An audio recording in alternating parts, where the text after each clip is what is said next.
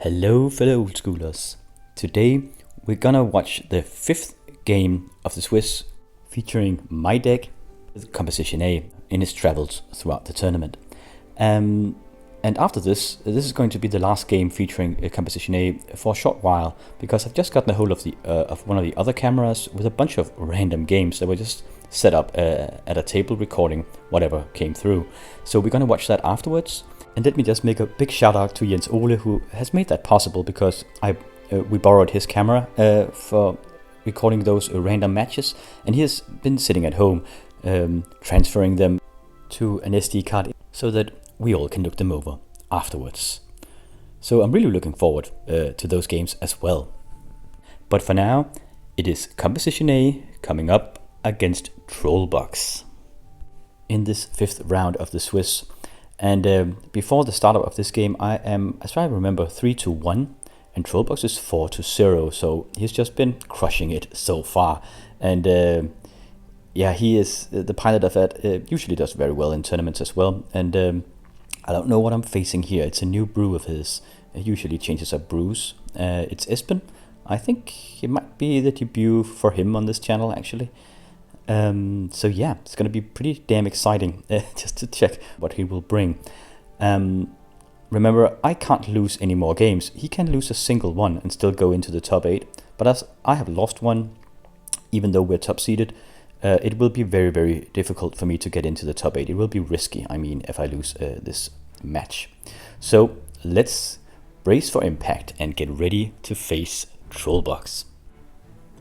And I didn't really catch who was on the play. I just think we rolled a dice, and Espen chose odds or even, so it's difficult to see. No mulligans though.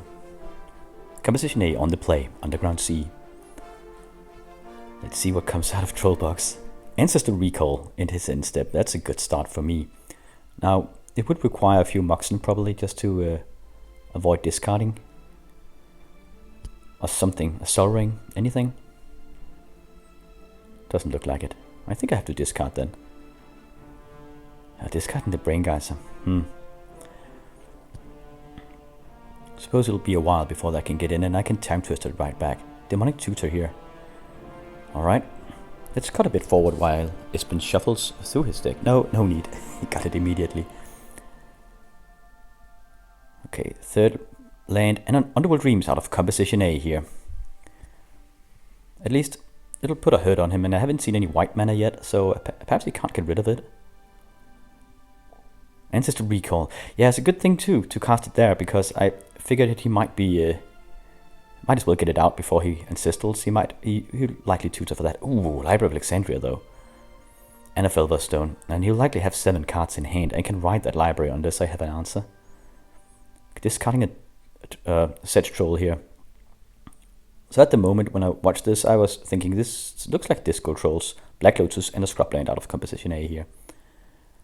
Ooh, another Underworld Dreams. Yeah, really hurting him. And second the Lotus to get a Dewsum Djinn out. Yeah, if he wants to use a library, it's gonna cost him in life, and with a Dewsum Djinn staring him down, that might be difficult. What? Oh, he uses the Felver Stone to cast Disenchant. Okay, so there's white in there as well. We're discussing something here. I don't know what it is. Anyway, he disenchants it in his upkeep, so he can draw with the library and only take a single point of damage from that. And take a point of damage from the draw step. Still a Dewsum Djinn though. That's another troll. It can't regenerate yet. So I suppose the cow will get in. City of Brass. And then the Dewsum Djinn gets in, putting him down to 10 points of life here. Good stuff. Then Swords of Plowsharing the Sedge Troll might as well. He might have counter magic and a double blue mana next turn. So it's all about getting rid of that before he can counter. I thought it was, yeah, it's a double blue. I thought this might have been a Disco Trolls when I faced it at this point. And sometimes they bring, ooh, another troll. Yeah, they can go 2 routes, either burn or counter. So he attacks with the factory. Now he has a Badland Sunset. Ooh, another Swords to Plowshares here. Crucial stuff. If I didn't have those, I'd be screwed by those damn trolls. Hypnotic Spectre coming down, getting bolted out of the sky immediately. So there's a race here. I have a Dewsum Djinn on me, he has an Underworld Dreams on him. Ooh, an icy manipulator though. So we can tap my Juice him down, and a Mace of Ith. Lots of answers here. Now attacking with the factory, putting me down to 4 points of life. Does he even have mana to tap it? No, he has a mace. If I can single the mace, I can get in for 5 again. Very risky play by him. Okay, strip mine.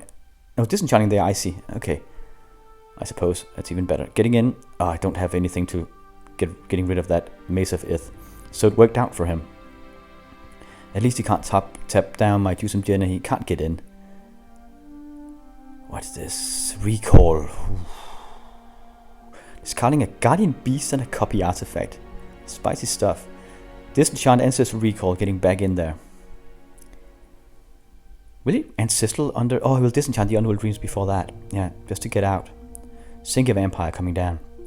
I mean, that's the beauty of the Unreal Dreams, that even if you try to draw answers, it will hurt him. But he sacrifices a card to get a disenchant, gets rid of the Unreal Dreams. Now he can get in and get some draws going here without taking further damage. He is down to 8 points of life.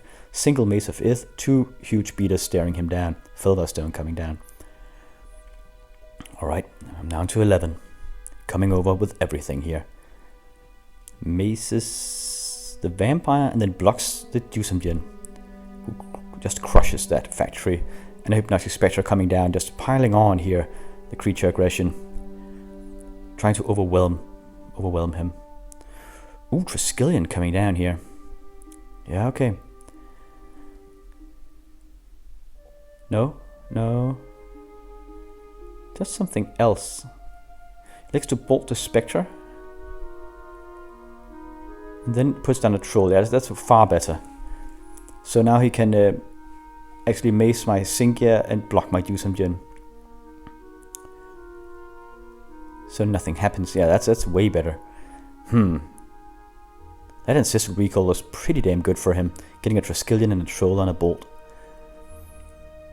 Passing the turn, and I'm slowly dying to that Juicemgen now. No dreams left.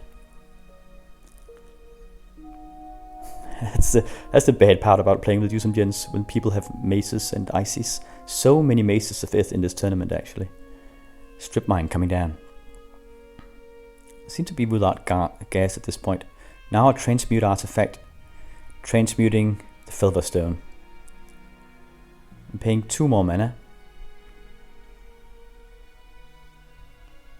So yeah, he can sacrifice an artifact and then it functions as a tutor, and he'll have to pay even more. Oh, okay, getting a book here.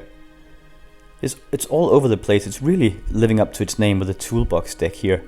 Now he can draw with that book. Thought he might take an icy, but just to secure his position. He's down to 8 points of life, but a book is very nice as well. Balancing here. Oh yeah, I'm doing that to get rid of my own. Oh, he mana drains me.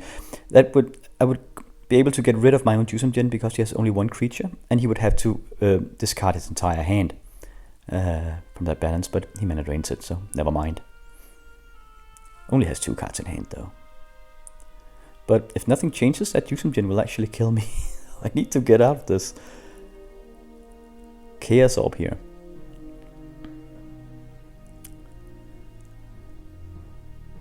Chaos Orbing. Yeah, the Cynthia Vampire. Let's see. Yeah, it's a perfect hit. Killing the Cynthia Vampire. Elects to keep my Juicemgen alive. Why not? That Juicemgen is angry and it pokes me all the time. So down to 7 points of life. A lot of outs we need here. I only get a single draw each turn.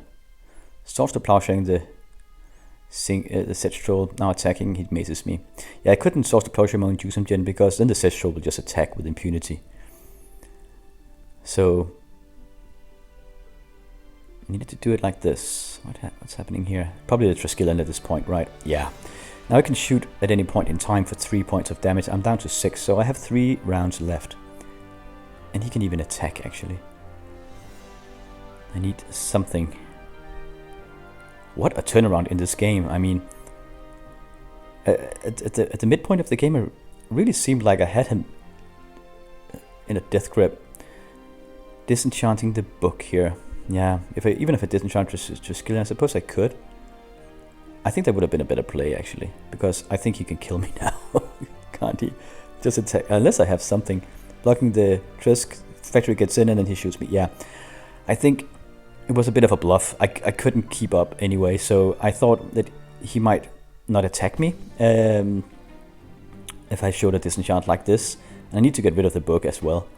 So it's just a desperate play. If I had disenchanted the Triskelion, he'll shoot me before I died. But at least it couldn't get in, but I would only have a couple of turns before I was dead. Anyway, we're sideboarding here. What the heck to sideboard against him? I think we're both in this position because both decks have very many strategies to use and are all over the place. So I'll likely have taken some Divine Offerings in because I did see some big artifacts at least. Like Disc, there would be a Disc, right? And a book and Icy Triskelions. Okay, he mulligans here.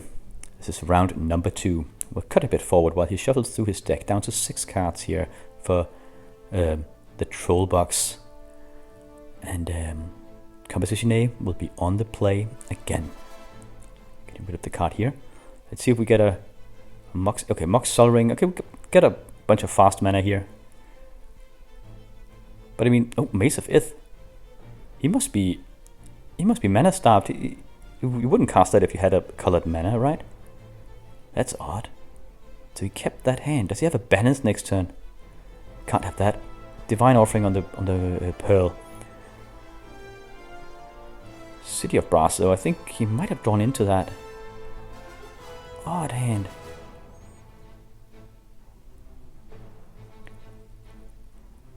Getting a Sushi out. Okay, I think I might have taken them in. And sinkholing the Mace. Taking 2 points of damage from the Cities of Brass here. Okay, another Mace and a Mox. He does have mana. And a Felverstone. He has a lot of artifact mana.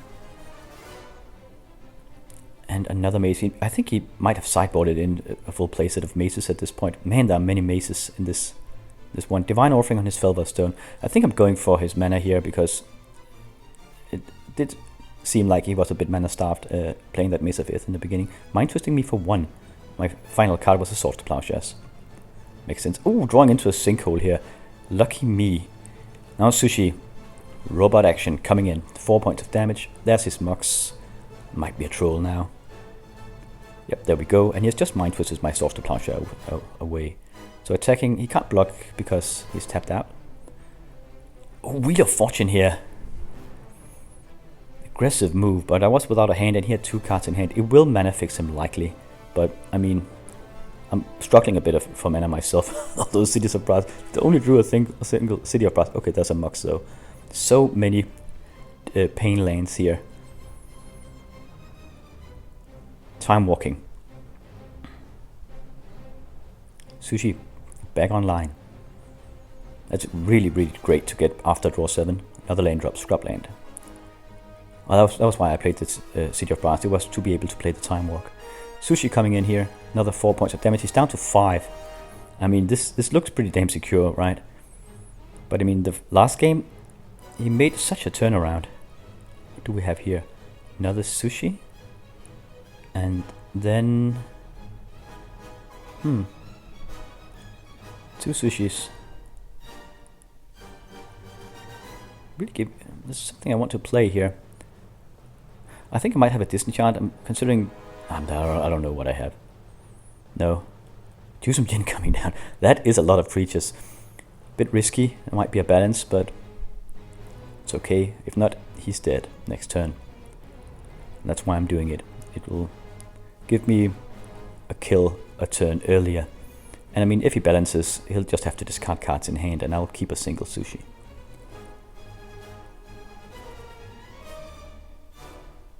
Oh, forfeits the game here. Next turn I'll get in for 9. Oh, for 8. As he blocks the Jusum Gen. So Composition A takes the second one. It's 1-1 at this point. That first game he really made a turnaround. I thought I had him. But the second round he seemed like had a bit of a mana problems in the first round and in the first few turns. And yeah, Composition A could just finally overwhelm him with its mid-range creatures. So let's see. This is the final and deciding match. And remember, I can't lose this one. So he must be on the play here. Factory go. Okay, could be worse. City of Brass and a red Mox.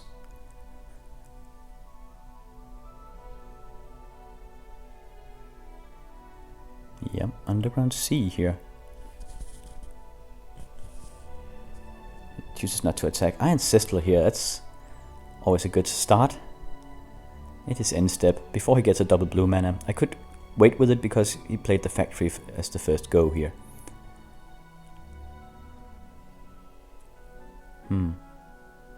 I think I'll... sinkholing the factory. I think perhaps I should have sinkholed the Underground Sea here. Because he looks mana starved a bit here. Because he played the factory first. And people usually do that because they are either mana starved or they want to draw your land destruction on that.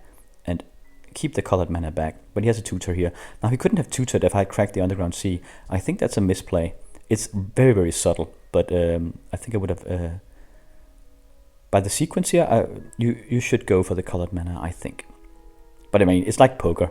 He could just feign it. Alright, Sushi coming down. Now he is likely tutored for the Ancestor Recall now. And that will... City of Brass though. Do into that. And now he's likely mana fixed. So good for the game at least. We don't want another... we don't want mana trouble here. Copying the Sushi. Alright. 2 factories on the side of Composition A. Disenchanting the Sushi. Activating a factory, coming over for 8. So I'm regarding myself as the beatdown here. I'm willing to sacrifice his counterattack just to get in with as much damage as I can, rather than wait with the factory. Here's a Divine Offering. Oh, that's good for him. Putting him back up to 15 points of life here. I think he sideboarded those in. There's a lot of artifact removal in the meta at this point. And I'm not really sure if I should even play with Sushis anymore. Because those Divine Offerings, so many of them.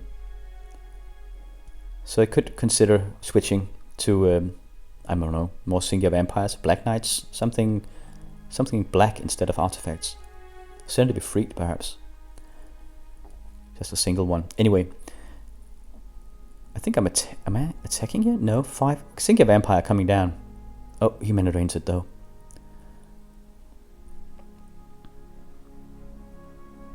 So he has 5 colorless mana in his pool.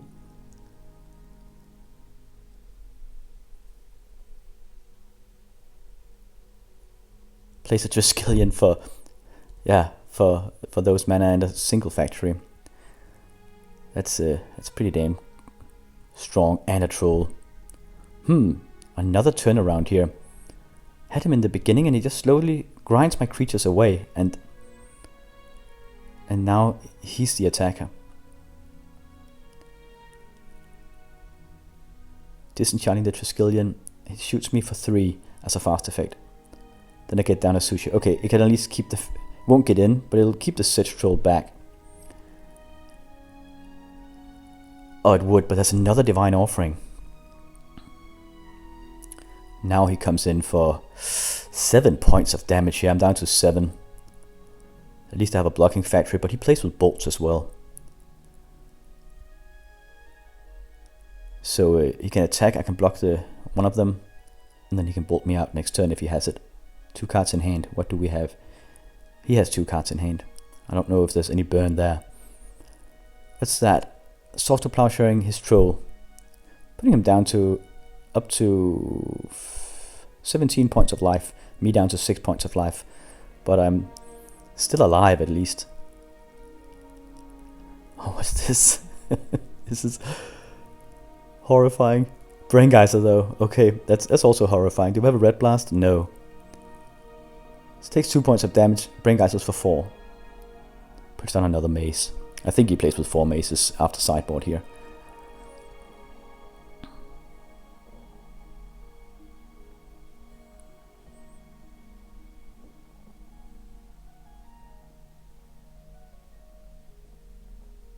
Okay, something huge. I'm Brain Geysering as well. 4 cards. Keeping the factory untapped, and Yeah, I'm anticipating drawing into something, 1 mana, so that I can block his factory with my factory, perhaps. Okay, what is this? Cracking the Lotus. Tapping a factory. Putting down a Dusumchen with 6 points of life. Damn risky. And 2 maces. That is an odd play.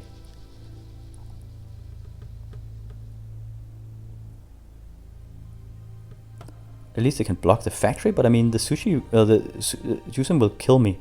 I have 2 little life left. So he recalls his ancestors. No, he gets out takes a mana drain. Okay, I thought we would take a Brain Geyser, but he. Okay, let's go for Silverstone and takes the mana drain back. He must regard his position as so secure that it's fine. Okay, at my end step, I sought to plowshare my own Dusumchen, getting 5 points of life. Actually, only 4 because it took a point of damage from that City of Brass. So that's why I played it. Because I don't want to be bolted out in a minute. So, good thing he didn't counter it though. Until Dream's coming down. So he mana drains that. Fair enough. They are dangerous. I mean, with a draw 7, it racks up the damage real fast. And he might have taken his disenchants out for Divine Offerings, I don't know. Library. Oh, and a Shivan Dragon. He plays with the Shivan Dragon at this point. He can just fly over my factories for so much damage. We need a Sword to Plowshares, or this is game. Really, what the heck? That's so cool. So I Mind Twist his hand. And it disenchants my Sol Ring for good measure before it's discarded. But this is all a sideshow. I mean, if I don't handle that Dusumchen, this will be over now. I can do 8 points of damage in 1 attack. 9 if he gets a red mana. Sinkholing a Mace. Keeping the factories back to block his factory. Oh, I'm dead. Okay, it comes here. Do we have a Sword to Plowshares? He pumps it for 2. I take it. I'm down to 3. Okay. Chaos Orb. I top deck that. Okay, this is really exciting. Chaos Orbing the Shivan Dragon. Let's see if it hits all or nothing. It's a bit of a mental pressure here. If I miss, I have no one else but me to blame. Let's see. Oh, it makes it. Oh, that's good. Very lucky draw from me. Chaos Orbing the Shivan Dragon. I am down to 3 points of life now, though, so it will likely not matter that much, but at least I'm going down fighting here. A bolt and I'm dead. Unless he's taking them out, of course. A fireball as well would kill me. He has a single factory, I have a blocking factory. He can't get in. What does he do? He activates the factory and okay, then he... Yeah, okay. Then he uses a transformation thingy on it, and we had some spectators that said that this wouldn't work. I'm disenchanting the factory before Transmute Artifact takes effect, and in my mind that would make Transmute Artifact fizzle because the target has been removed. But other people didn't agree, and obviously I'm fearing that he'll just take in a Triskelion and shoot me for 3 here. Didn't really realize that he doesn't have the mana for that. He can only take something that's worth 4 mana because the factory it provides no mana. So you can take a book or an Ice Manipulator or something. So we discussed it a bit here. I was not sure about how it played out. So Espen just he said he didn't think it could be done like that. So he's just transmuting for an artifact and then I disenchant that artifact instead. And I was obviously fine with that as soon as I realized that he couldn't take a Triskelion, because that would be game. Later on, we actually found out that in this particular instance, I was correct, that if you disenchant the factory like this, the Transmute Artifact will fizzle. But I wasn't sure, I was just a hunch, so never mind. Getting rid of the ice manipulator, now attacking with both factories. He mazes one, I pump the other. No factory left. Down to 2 points of life here. A disc. So yeah, but it's good to know. I mean, okay, he can't use a disc. So getting in for 4 again here. Mazes 1, I pump it, and I pump it again. So he takes 1, 2, 3, 4, 5. No, 4 points of damage. Down to 4 points of life. He can activate the disc if I attack now, and that will blow up all the factories.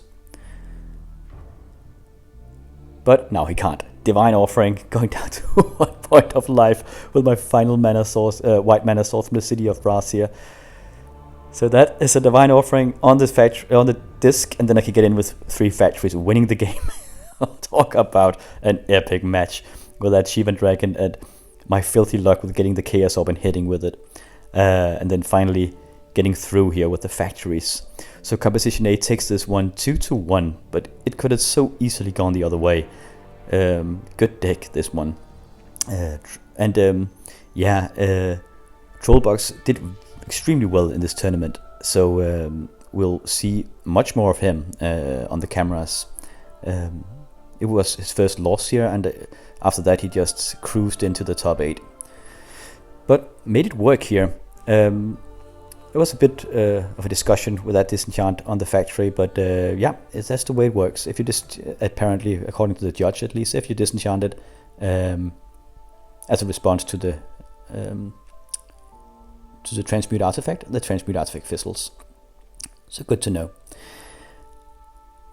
Okay, but it wouldn't have mattered. I mean, I hadn't disenchanted, so if he hadn't played it and he activated the factory, I would just disenchant the factory and then get in with my factory. So not much that would have changed in any event. So that was the matchup here. Going down to 1 point of life after sacrificing my final point of life for the Divine Offering and winning with that, and being down to 3 points of life for like ages here. So let's go over the deck of Toolbox. I mean, look at that beautiful creature base right there. 4 trolls, 2 guardian beasts, a Solkanatha Swamp King, a Shivan Dragon, and a Triskelion and a Travis. And we also have a reconstruction to bring an artifact right back and 2 transmute artifacts. Just a single disc, a single book, and a single icy. It's like, yeah, and 2 copy artifacts. I mean, I really dig when unorthodox decks like this makes it so well in a tournament. And Espen on this brew has just been bonking heads the entire evening. Yeah, I don't know about you guys. I think it's like a mixture between Disco Trolls, but only with a single disc, and then a deck called Project M that was made by Magnus de Laval way back that has a bunch of one-offs. So it is really a toolbox deck here that has a bunch of tutors and just a white splash for a single disenchant here, and a balance, and then all the rest is just black, blue, and red with burn, guardian beasts, and a few artifacts, a book. This deck can roll several ways depending on what it faces and what happens. It does require an experienced pilot, of course, because it doesn't play the same way twice. You have to like change strategies and depending on what you draw, because there's so many lines of play here. Really dig it, especially because it's efficient and pretty damn spicy. For the sideboard, it is a bit more usual. We have the 3 red blast, 3 blue blast, 2 circular protection red, another Mace of Ith, so you can have 3 after sideboard, 2 Divine Offerings and a Disenchant, a couple of Terrors. I guess those are against mid-range decks. They won't work against my type of mid-range deck, but against an Armageddon and also like an Burnham or aggro control, stuff like that, those Terrors will be fine. And another Triskelion here that he can put in to combo with his copy artifacts, guardian beasts, and transmute artifacts, etc. So what an epic matchup. I mean, as for how this tournament has just been, I've had so many close calls going one way or the other. So really great. It's almost like a movie. So after this, we will say farewell to Composition A for a bit. ending it on a high note here with 2 games left on the in the Swiss before the top 8 if I can make it. Just barely made it work here at one point of life, and we will now go over to the Swiss for other kinds of matchups. Thank you for watching, and I will see you in whatever the next matchup will be.